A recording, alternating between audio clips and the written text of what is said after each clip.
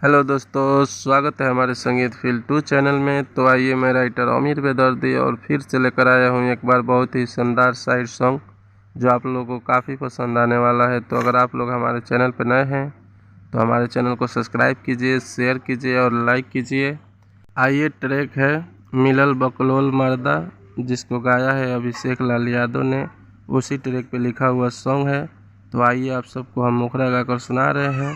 तो मुखड़ा है दिलवा कैलस चकना चूर हो, धोखा दे के ओकर बाटे दस दूर हो। शीशा नियन दिलवा कैलस चकना चूर हो, धोखा दे के ओकर बाटे दस दूर हो। तो दर्द दिले बिया नहिया लगाए के गोइल भुलाए के ना। तो दर्द दिले बिया नहिया लगाए के गोइल भुलाए के ना। आइए, पहला अंतरा। छोड़ के हमके जाके दूसरा से पटल, प्यार के हमरा को के गोइल बिया कतल। छोड़ के हमके जाके दूसरा से पटल, प्यार के हमरा को के गोइल बिया कतल। तो हमरा सपना के आगे में जराए के गोइल भुलाए के ना।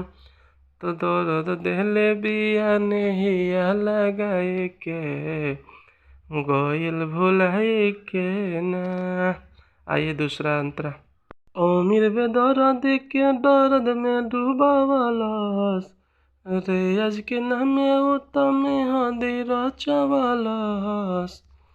आमिर बेदर्दी के दर्द में डूबावलस, रेयाज के नामे उत्तमे हदी रचवलस। तो कहे न नाई है बगाए के गोइल भुलाए के ना।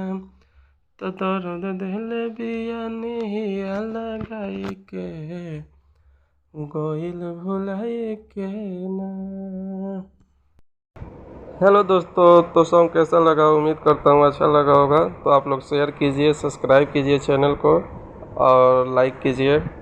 और किसी सिंगर को सॉन्ग लिखवाना है तो हमारे नंबर पर संपर्क कीजिए। मोबाइल नंबर आपको लिंक में मिलेगा। तो चलिए, फिर मिलते हैं अगले वीडियो में। तब तक के लिए बाय।